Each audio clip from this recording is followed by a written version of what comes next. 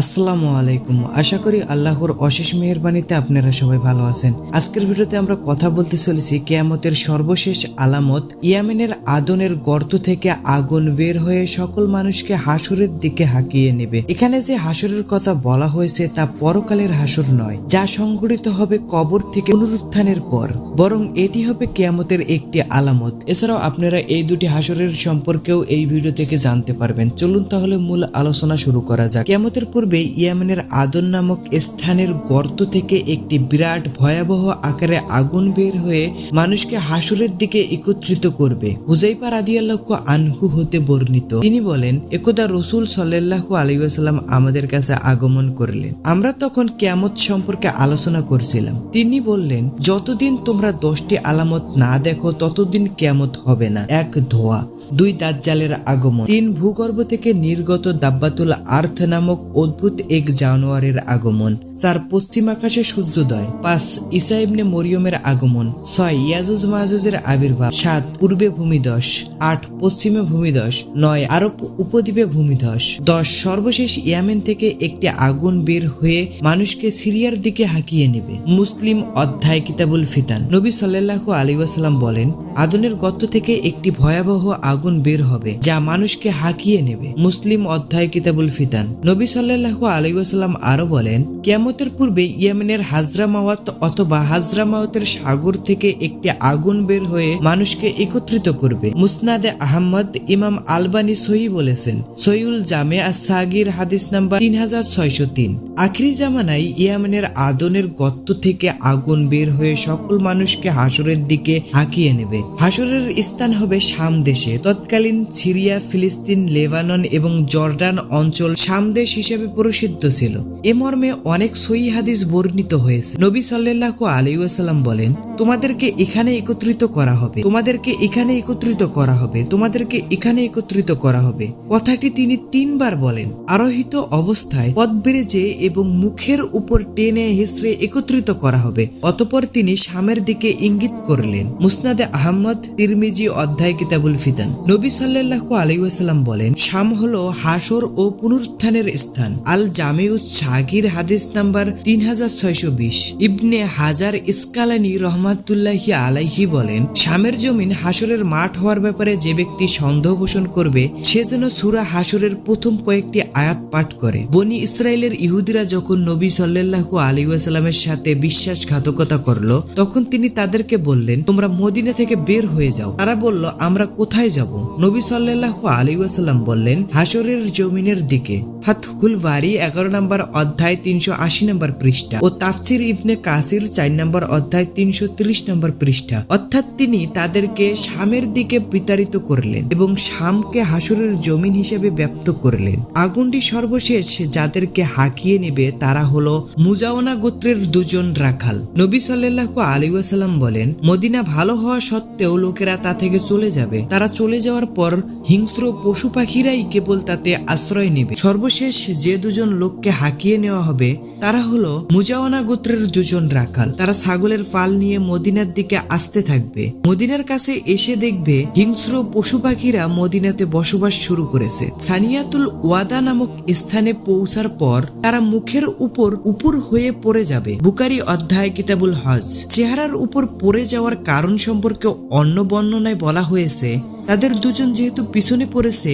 তাই 2 জন ফেরেশতা আগমন করে তাদের চেহারার উপর করে টেনে হিসড়ে শামের দিকে চলমান মানুষের সাথে মিলিয়ে দেবে। ফাতহুল বারি অধ্যায় নাম্বার 6 104 নম্বর পৃষ্ঠা। উপরের হাদিসগুলোতে শাম দেশের জমিনে যে হাসরের আলোচনা করা হয়েছে তা পরকালের হাসর নয়, যা সংঘটিত হবে কবর থেকে পুনরুত্থানের পর, বরং এটি হবে কিয়ামতের একটি আলামত। এই হাসরের সময় জীবিত সমস্ত মানুষকে শাম দেশের জমিনে আগুনের মাধ্যমে হাঁকিয়ে একত্রিত করা হবে। অধিকাংশ আলেম এ কথার উপর ঐক্যমত পোষণ করেছেন। সহিহ হাদিসগুলো এ কথার প্রমাণ বহন করে। ইমাম নববী রহমাতুল্লাহি আলাইহি বলেন, আলেমদের কথা হলো এই হাসরটি দুনিয়ার শেষ বয়সে কিয়ামত ও সিংহায় ফুঁক দেওয়ার পূর্বে সংঘটিত হবে। শাম দেশের বিভিন্ন অঞ্চলে এই হাসর হবে।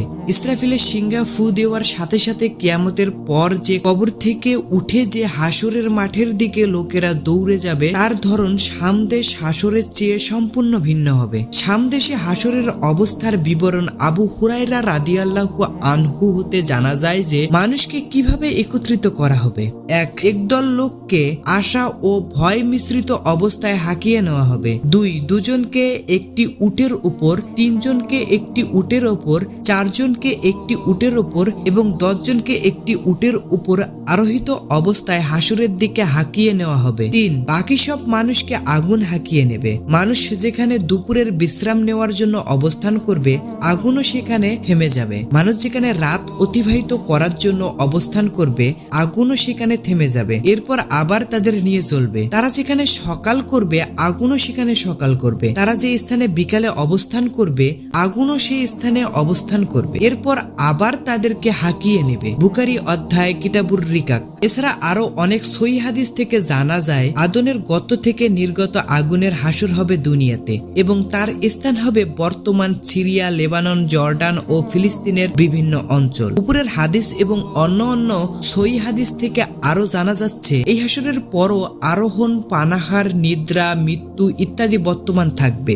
আর পুনরুত্থানের পর যে হাসর হবে তাতে আরোহণ, ক্রয় বিক্রয়, পানাহার, মৃত্যু, নিদ্রা, পোশাক পরিচ্ছন্ন ও পার্থিব জীবনের কোনো কিছুই অবশিষ্ট থাকবে না। শুধু তাই নয়, পরকালের হাসরের ব্যাপারে হাদিসের বিবরণ হলো মুমিন কাফের সহ সকল মানুষ হাসরের মাঠে খালিফা, উলঙ্গ শরীর, খাতনাবিহীন এবং সম্পূর্ণ নিখুঁত অবস্থায় একত্রিত হবে। ইবনে আব্বাস রাদিয়াল্লাহু আনহা হতে বর্ণিত, নবী সাল্লাল্লাহু আলাইহি ওয়াসাল্লাম বলেন, নিশ্চয় তোমাদেরকে হাসরের মাঠে একত্রিত করা হবে খালিফা, উলঙ্গ এবং খাতনাবিহীন অবস্থায়। অতঃপর নবী সাল্লাল্লাহু আলাইহি ওয়াসাল্লাম কোরআনের এই আয়াত পাঠ করলেন, যেভাবে আমি প্রথমবার সৃষ্টি করেছিলাম সেভাবে পুনরায় সৃষ্টি করব।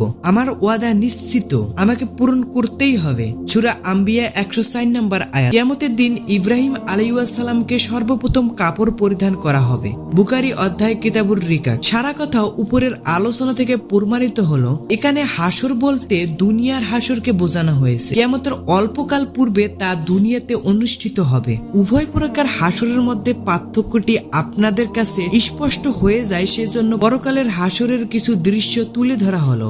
আল্লাহ তাআলা বলেন, সেদিন পরিবর্তন করা হবে এ জমিনকে অন্য জমিন দ্বারা এবং পরিবর্তন করা হবে আসমান সমূহকেও এবং লোকেরা পরাক্রমশালী এক আল্লাহর সামনে হাজির হবে। সূরা ইব্রাহিম 48 নম্বর আয়াত। সেদিন হাসরের মাঠের মাটি অবস্থান সম্পর্কে নবী সাল্লাল্লাহু আলাইহি ওয়াসাল্লাম বলেন, কিয়ামতের দিন সাদা ময়দার রুটির মতো চকচকে একটি মাঠের উপর সমস্ত মানুষকে একত্রিত করা হবে, যেখানে কারো নিশানা থাকবে না। বুখারী অধ্যায় কিতাবুর রিকাক। হাসরের মাঠে প্রত্যেক মানুষ ব্যস্ততায় থাকবে। আল্লাহ তাআলা বলেন, হে লোক সকল, তোমাদের পালনকর্তাকে ভয় করো।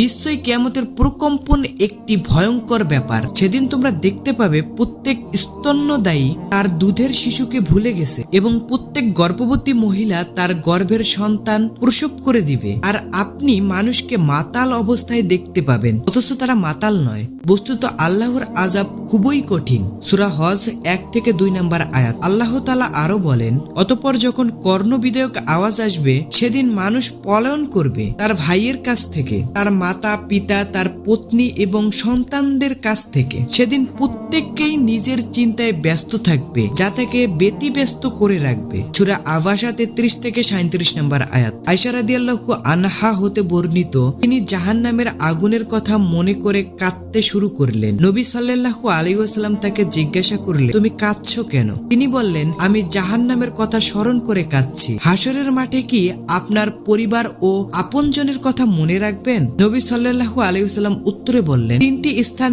এমন রয়েছে যেখানে কেউ কাউকে স্মরণ করবে না। 1, মানুষের যখন আমল মাপা হবে তখন মানুষ সবকিছু ভুলে যাবে। চিন্তা একটাই থাকবে, তার নেক আমলের পাল্লা ভারী হবে না হালকা হবে। 2, যখন আমল নামা দেওয়া হবে তখন কেউ কাউকে স্মরণ করবে না। আমল নামা ডান হাতে পাবে না বাম হাতে পাবে, এ নিয়ে চিন্তায় থাকবে। 3, ফুলসিরাত পার হওয়ার সময় সকলেই ভীত সন্তুষ্ট থাকবে, কেউ কাউকে স্মরণ করবে না।